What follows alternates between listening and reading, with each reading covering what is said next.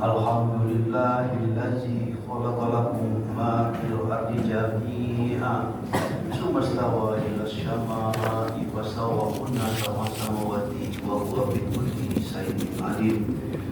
Asyhadu an la ilaha illallah wahdahu la syarika lah wa asyhadu anna Muhammadan abduhu wa rasuluhu la nabiyya ba'da. Allahumma shalli wa sallim ala Muhammadin wa ala alihi wa sahbihi ajma'in. Amma ba'du. Ya ibadallah, ittaqullaha haqqa tuqatih wa la tamutunna illa wa antum muslimun. Wa qala ta'ala fil Qur'anil Karim, a'udzu billahi minasyaitonir rajim. Bismillahirrahmanirrahim. Wattaqi fima taqallahu ad-darul akhirah wa la tansa nasibaka minad dunya وأحسن كما أحسن الله إليك ولا تبغ الفساد في الأرض إن الله لا يحب المفسدين. Bapak-bapak dan saudara-saudara kaum muslimin sidang Jumat rahimakumullah. Sebelumnya tiada kata yang lebih pantas untuk kita ucapkan kecuali ucapan puji syukur kepada Allah SWT atas limpahan rahmat dan karunia-Nya lah kita telah dapat berkumpul pada hari ini di masjid yang kita cintai ini untuk melaksanakan sholat Jumat berjamaah.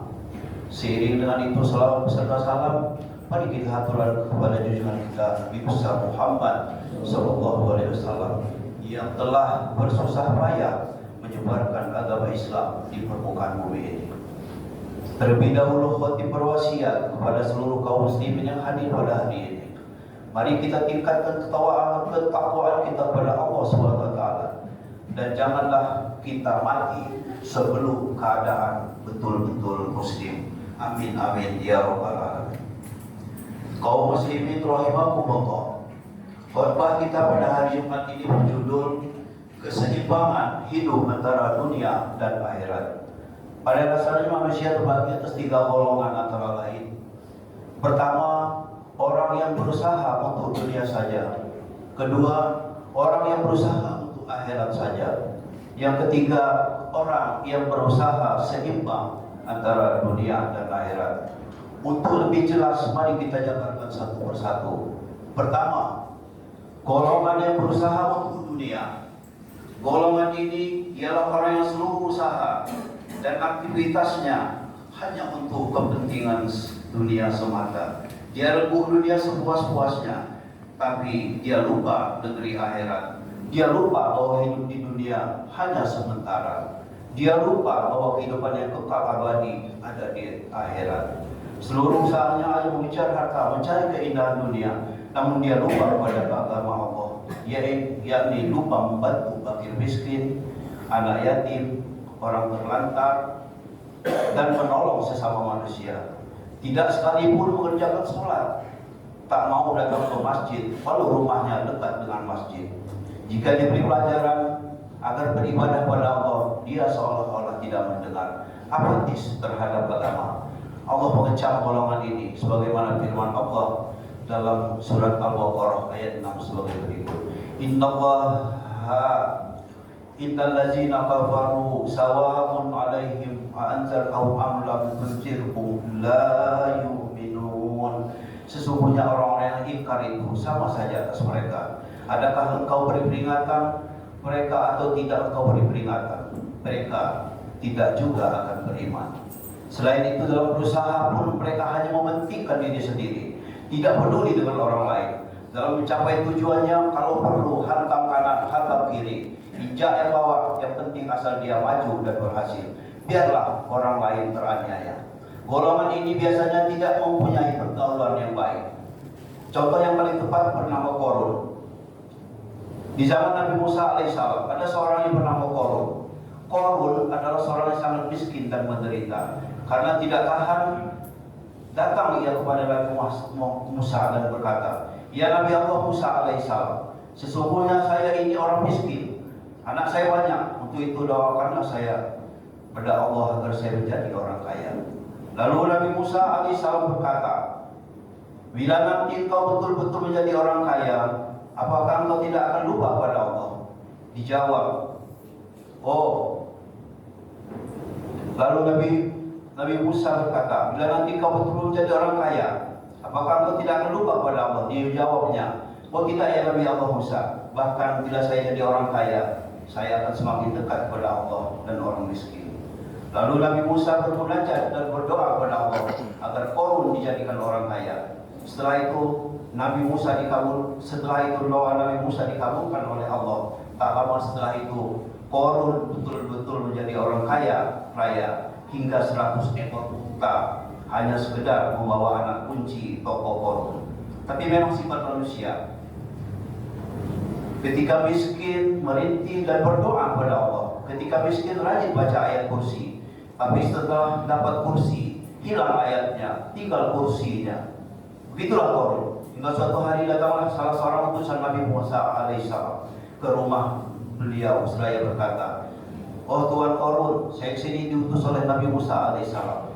Beliau menyampaikan, karena Tuan adalah orang kaya, jadi Tuan harus mengeluarkan zakat 10%. Kemudian Qarun dengan congkaknya berkata, perlu kau sadari bahwa harta yang saya miliki ini adalah jerih payah saya, tidak berserikat dengan Musa. Untuk itu tolong sampaikan kepada Nabi Musa, saya tidak akan mengeluarkan zakat. Lalu pulanglah utusan Nabi Musa dengan perasaan kecewa. Kemudian disuruh lagi utusannya. Terakhir datanglah Nabi Musa kepada Qarun. Wahai Qarun, sekarang kau telah jadi orang kaya, tapi lupakan engkau bahwa suatu miskin dulu engkau berjanji bahwa bila jadi orang kaya tidak akan lupa pada orang miskin dan semakin dekat dengan Allah. Qarun menjawab, itu dulu wahai Nabi Musa, sekarang saya tidak ingat lagi akan hal itu. Pokoknya saya tidak akan mengeluarkan zakat. Sehabis Qarun bicara, lalu Nabi Musa menghentakkan tongkatnya ke tanah. Setelah itu dalam beberapa menit, Qarun dan seluruh harta kekayaannya tenggelam dimakan oleh tanah. Hingga sekarang masih ada istilah mencari harta karun. Allah SWT telah memperingatkan dalam surat Ibrahim ayat 7 sebagai berikut. La in sakartum la azidannakum wa la in kafartum inna azabi lasadid. Sekiranya kamu bersyukur atas nikmat yang kuberikan, niscaya akan kutambah nikmatku padamu. Namun kalau kamu ingkar, niscaya azabku sangat pedih. Kaum muslimin sedang jemaah Jumat rahimahullah. Golongan yang kedua ialah golongan yang berusaha untuk akhirat saja. Seluruh usaha dilakukannya hanya beribadah kepada Allah untuk keselamatan hidupnya di akhirat. Namun dia melupakan dunianya, tidak mau tahu dengan anak dan istri dan masyarakat sekitarnya. Dia sibuk zikir saja kepada Allah. Akhirnya dunia tersia-sia. Seorang sastrawan Ali Akbar Nafis bercerita dalam cerpennya yang sangat terkenal, yakni Robohnya Surau Kami. Di sana Ali Akbar Nafis bercerita, ada seorang haji yang bernama Haji Saleh. Dia taat beribadah kepada Allah, namun akhirnya dia dimasukkan Allah ke dalam neraka. Setiba di neraka dia terkejut dan berkata, kenapa Allah memasukkan saya ke dalam neraka? Padahal aku taat beribadah. Barangkali Tuhan itu lupa bahwa aku ini orang taat beribadah. Teman-teman yang sama masuk neraka dengannya juga berkata demikian. Lalu mereka protes kepada Allah. Setiba di hadapan Allah, lalu ditanya, engkaukah yang bernama Haji Saleh? Dijawabnya, benar Tuhan. Apakah engkau mengerjakan sholat? Dijawabnya, iya Tuhan. Di samping sholat wajib, saya juga mengerjakan sholat sunnah. Bagus, kata Tuhan. Apakah engkau naik haji? Dijawabnya, iya Tuhan. Allah katakan, bagus. Memang engkau orang yang taat beribadah kepadaku. Lalu Allah bertanya lagi, apakah engkau punya anak? Dijawabnya, punya Tuhan. Ditanya lagi, pernahkah anakmu disuruh sholat? Dijawabnya, oh itu memang lupa saya Tuhan. Saking sibuknya aku beribadah kepadamu, tak ingat menyuruh anak untuk sholat. Akhirnya Allah berkatakan, karena kamu hanya mementingkan diri sendiri, tidak bertanggung jawab pada anak dan istri, juga masyarakat, masuklah kamu ke dalam neraka. Di dalam surat Al-Kahfi ayat 6 Allah berfirman, ya ayyuhalladzina amanu qu anfusakum wa ahlikum nara. Hai orang yang beriman, peliharalah dirimu dan keluarga dari api neraka. Ketiga, Golongan ketiga yaitu orang yang berusaha untuk dunia dan akhirat. Sebagaimana firman Allah dalam surat Al-Qasas ayat 77 sebagai berikut. Wabtaghi fima ataka Allahu ad-daral akhirah wa la tansa nasibaka minad dunya wa ahsin kama ahsana Allahu ilaik wa la tabghil fasada fil ardi innallaha yuhibbul muhsinin. Carilah olehmu sebanyak-banyaknya usaha untuk akhiratmu, tapi jangan kamu lupa untuk duniamu. Berbuat baik kepada manusia sebagaimana Allah berbuat baik kepadamu. Janganlah kamu berbuat kerusakan di muka bumi ini. Sesungguhnya Allah tidak suka kepada orang yang berbuat kerusakan. Kaum muslimin yang berbahagia, kesimpulan khutbah kita pada hari ini ialah ada 3 golongan manusia.